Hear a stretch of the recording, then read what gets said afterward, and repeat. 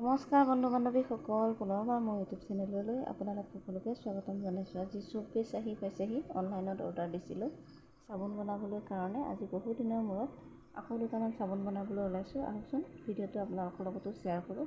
চাবোন বনাবলৈ কাৰণে মই এটা আলু পিহনাত পিহি ল'লোঁ। দুপাহমান জবা ফুলো ছিগি লৈছোঁ। লগতে লৈছোঁ গোলাপ ফুলৰ দুটামান পাহি। মই জবা ফুলখিনি এনেকৈ হাতেৰে মোহাৰি গুৰি কৰি ল'ম। চব্বিছখিনি সৰু সৰুকৈ এনেকৈ পাতল পাতলকৈ কাটি ল'লোঁ।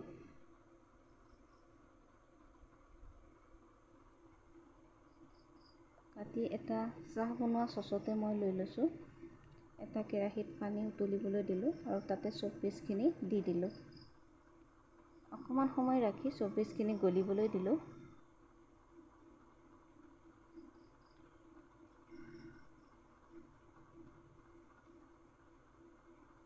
আজি ওচৰৰে খুৰী এগৰাকীয়ে চাবোন কেনেকৈ বনাই চাবলৈ আহিছিলে, গতিকে খুৰীগৰাকীকে মই সকলোখিনি কাম কৰিবলৈ দিলোঁ। মই মাত্ৰ শিকাইহে গ'লোঁ। চব্বিছখিনি উতলাত ইয়াতে অলপমান চেম্পু বেছ দি দিছোঁ, যাতে চাবোনটোত ভালকৈ ফেন উঠে। আৰু পিহি লোৱা আলুটো যি ৰস উলিয়াই লৈছিলোঁ, আলুৰ ৰসখিনিও চব্বিছখিনি গলি যোৱাৰ পিছত তাতে ঢালি দিলোঁ। ভালকৈ এখন চামুচে লৰাই মিক্স কৰি ল'লোঁ। ভালকৈ মিক্স হৈ যোৱাৰ পিছত ইয়াতে মই অকণমান সুগন্ধি ওলাবলৈ কাৰণে চেণ্ট দিলোঁ।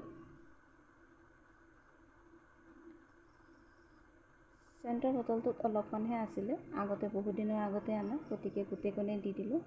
এনেকৈ মূল অনলাইনতে পায়, মূল অৰ্ডাৰ কৰি লৈছিলোঁ মই।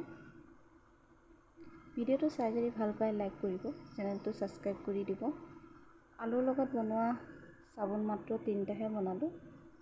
খুৰীজনীক দেখাবলৈ কাৰণে মই বনাইছিলোঁ, গতিকে 3টাহে বনাইছোঁ মই।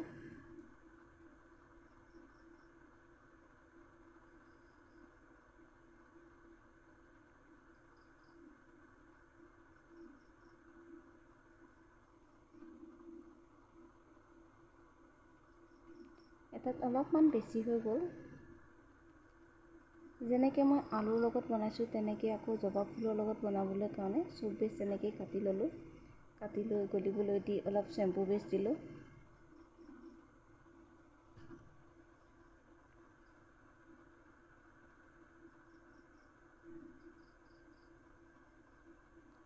ভালকৈ চব্বিছখিনি গলাই ল'ব লাগিব আৰু অলপ ঘনাই চামুচেৰে লৰাই ল'ব লাগিব, যাতে তলত লাগি নধৰে।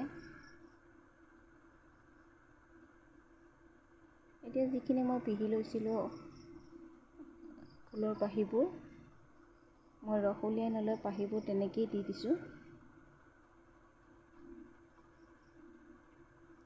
মোৰ ভিডিঅ'টো চাই যদি আপোনালোকে এনেকৈ চাবোন বনাব বিচাৰে, বনাই চাবচোন। সকলোবোৰ বস্তু অনলাইনতে পায়। এতিয়া ইয়াতে মই অকণমান চেণ্ট দি দিলোঁ।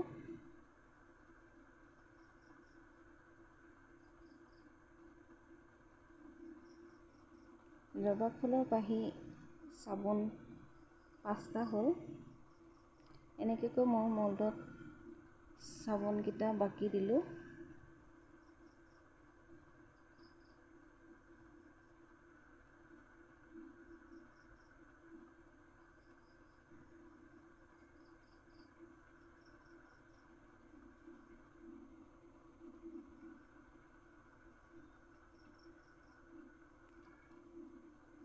এনেকুৱাকৈ 20-30 মিনিটমান ৰাখিব লাগিব, যাতে চাবোনবোৰ টান হৈ যায়।